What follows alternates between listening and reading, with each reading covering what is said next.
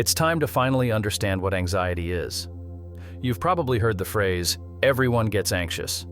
But that's only half the truth. There's a fine line between normal anxiety and disorders that can truly destroy your life. And if you don't know how to identify the difference, you're working against yourself. Today, I'll show you how to distinguish what's normal from what's crossed the line. You can't ignore it anymore. If you finally want to understand how to deal with it, subscribe to the channel and hit the notification bell. Shall we get started? When it comes to mental health, the first barrier people often face isn't even the problem itself, but how the world around them perceives it. There's a deeply ingrained culture that treats issues like anxiety with disdain, as if it's just a temporary weakness. You know that classic advice, just get over it? Unfortunately, it only makes things worse. The truth is, dealing with mental health issues goes far beyond sheer willpower. The weight of being misunderstood can even amplify the symptoms, leading the person to withdraw even more. Imagine someone dealing with debilitating anxiety, repeatedly hearing they should just be more positive. While these comments may seem harmless to the person saying them, they have a devastating impact. Instead of encouraging overcoming, they reinforce feelings of inadequacy. This is how stigma starts, in small remarks and reactions that devalue the other person's suffering. What we need is a shift in perspective, an approach that embraces rather than judges. Many don't seek help precisely out of fear of being labeled. This creates a dangerous cycle. The more they deny the reality of what they're going through, the harder it becomes to break out of this silent suffering. And society often worsens this by implying that seeking psychological help is a sign of weakness. In this context, openly talking about anxiety and its nuances can be the first step in breaking down these barriers. For example, many companies have started to adopt mental health days, recognizing the importance of caring for the mind just as much as the body. Another aspect of the stigma involves the idea that certain disorders, like anxiety, aren't serious enough to justify treatment. It's common to hear that someone doesn't need therapy or medication, as if these are last resorts reserved only for extreme cases. But the truth is, mental health, just like physical health, requires constant and preventive care. Small actions like demystifying the effects of anxiety can completely change the way we deal with it. This stigma doesn't just affect those who suffer from disorders, but also the people around them.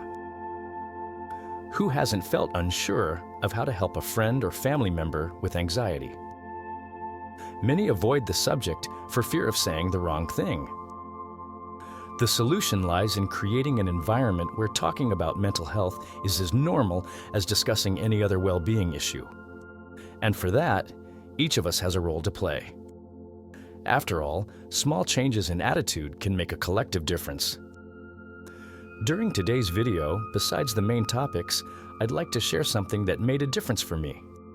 I recently started using Cineboost, which has helped improve my focus, energy, and even reduce anxiety in my daily life. If you want to know more, check out the pinned comment. And the best part is, you only pay for shipping. Anxiety and fear are often treated as the same thing, but there's a fundamental difference between the two. Fear is that feeling of panic that appears almost instinctively when we are faced with imminent danger. Anxiety, on the other hand, is more subtle and prolonged, stemming from a threat that isn't as clear but lingers in the back of the mind. It's like living in constant alertness, even when there's no real danger present. When fear passes, calm usually returns. But with anxiety, the sense of unease seems to settle in indefinitely. Imagine someone about to cross a street and a car speeds by. That stomach drop feeling, the heart racing, that's fear. Now imagine that this person, even in a safe environment, continues to think something bad could happen at any moment. That's anxiety. The problem is that unlike fear, which comes and goes quickly, anxiety has a way of infiltrating daily life. Small situations can be the trigger for discomfort that never seems to end. This distinction is important because it changes how we should deal with each one. Fear, being an immediate response, helps us react quickly to real threats. Anxiety, however, can trap us in cycles of worry about the future, blocking our ability to live in the present. Constantly thinking, "what if?" is like trying to predict every possible storm, even when the sky is clear. Of course, this drains mental energy, making everyday life more exhausting. Yet it's important to remember that both fear and anxiety have evolutionary purposes. Fear kept us alive when our ancestors had to flee predators, and anxiety, in smaller doses, helps us plan and prepare for the future. The problem arises when anxiety grows to the point of negatively impacting life. You know that constant fear of failure, even when you're doing everything right?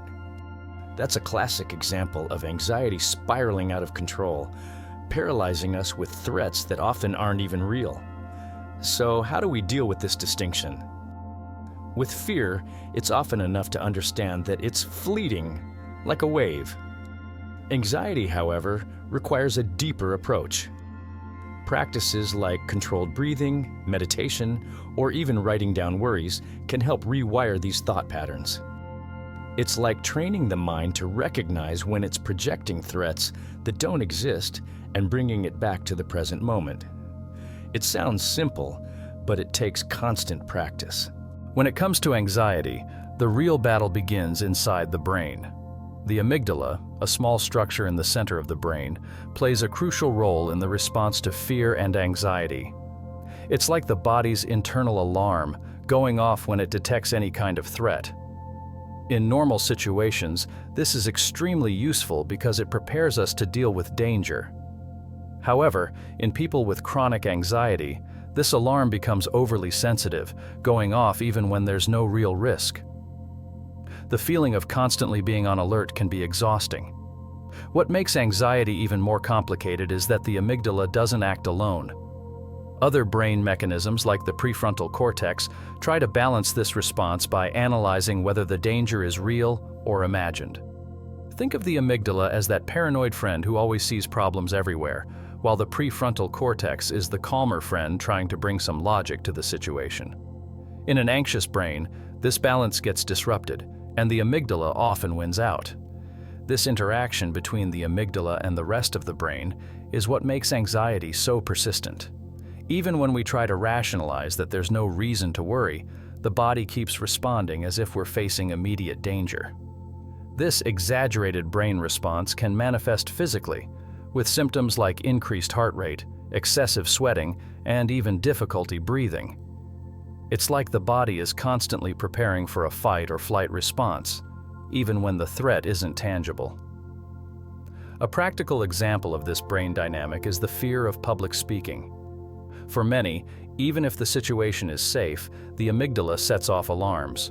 What if you forget what to say? Or, what if everyone laughs at you?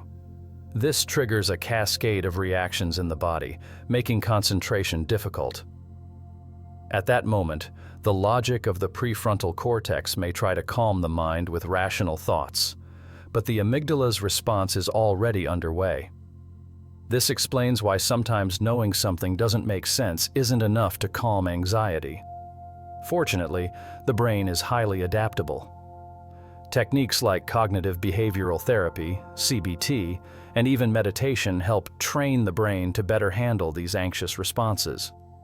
When someone practices these approaches, they're essentially strengthening the prefrontal cortex's mechanisms, allowing it to have more control over the amygdala. This doesn't mean anxiety will disappear completely, but the brain learns to better regulate its responses, bringing significant relief. When anxiety intensifies and starts to significantly interfere with daily life, it can evolve into an anxiety disorder. Imagine that instead of small worries that come and go, the feelings of anxiety become constant and inescapable, like a thick fog hanging over everything. In these cases, the brain remains in a state of heightened alert, overreacting even to small threats. Everyday situations like attending a meeting or even going shopping can feel overwhelming for someone suffering from disorders like social anxiety or panic disorder. Anxiety disorders like generalized anxiety disorder, GAD, or social anxiety can manifest in different ways, but they all have one thing in common. They trigger intense and disproportionate responses to situations that, for other people, would be completely normal. Imagine a person with social anxiety who needs to speak in public. The mere thought of this situation can cause physical symptoms like sweaty hands, a racing heart, and a feeling of impending terror. And this can happen even when there's no real risk involved. Another example is panic disorder. During a panic attack, a person might feel a sudden and intense wave of fear, accompanied by physical symptoms that often mimic a heart attack. Anyone who has experienced this knows how paralyzing it can be. This traumatic experience can make the person avoid certain places or situations for fear that another attack might happen, creating a cycle of avoidance that increasingly limits their life. It's like living in a mental trap, always waiting for the next episode. These disorders have a profound impact on daily life. Simple things like interacting with coworkers or going to a social event can become immense challenges.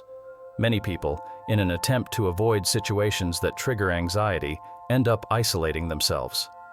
This isolation can generate feelings of frustration, helplessness, and even shame, as those suffering from anxiety often blame themselves for not being able to overcome these fears. But the truth is, these disorders aren't a matter of lacking willpower, but rather imbalances in the brain's mechanisms.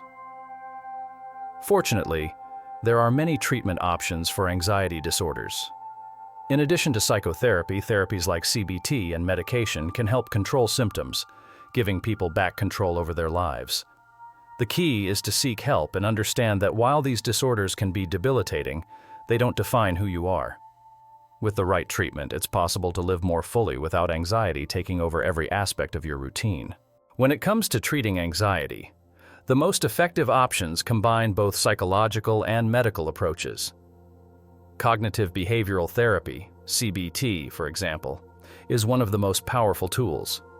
It acts as a true reprogrammer of the mind, helping the person identify and challenge the thought patterns that fuel anxiety. Instead of simply reacting to triggers automatically, CBT teaches how to reframe those reactions, creating new ways of dealing with situations that used to cause so much discomfort. It's like replacing outdated mental software with a more efficient system. Imagine someone who gets extremely anxious every time they have to speak in public. CBT helps this person break the cycle of negative thoughts that arise in that moment, replacing ideas like, "I'm going to fail," with something more realistic like, "I'm prepared, I've done this before." It's not about thinking positive in a simplistic way, but about challenging the automatic thoughts that perpetuate anxiety. Over time, the brain begins to respond differently to these triggers, creating new neural connections. In addition to CBT, medication can also play an important role in treating anxiety.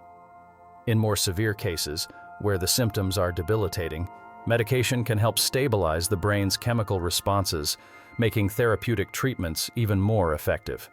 Antidepressants and anxiolytics are the most commonly prescribed, helping regulate neurotransmitters like serotonin, which play a crucial role in mood and emotional responses. However, it's important to remember that medication isn't a magical solution, but a tool that can be used alongside other approaches. Another option that has been gaining popularity is meditation and mindfulness practices. Although often underestimated, these practices have shown surprising results in relieving anxiety. They teach the person to focus on the present moment without getting carried away by future worries.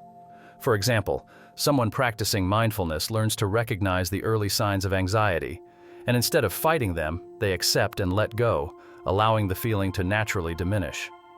This can be incredibly useful for those struggling with recurring anxious thoughts. Finally, it's important to highlight that the path to controlling anxiety is highly individual. What works for one person might not work for another, which is why it's essential to explore different treatment options. Whether through CBT, medication, or alternative practices, the ultimate goal is to find an approach that allows the person to regain control of their life without being dominated by constant fear. With patience and the right support, it's possible to rewire the mind to face anxiety in a healthier, more balanced way. Now that you know the difference, what are you going to do with it? Don't let anxiety keep controlling your life. Apply what you've learned today and see the change. And before you go, make sure to subscribe to the channel for more tips and content that will transform your mental health. Oh, and if you want to further improve your focus and reduce anxiety, check out CineBoost in the pinned comment. You only pay for shipping.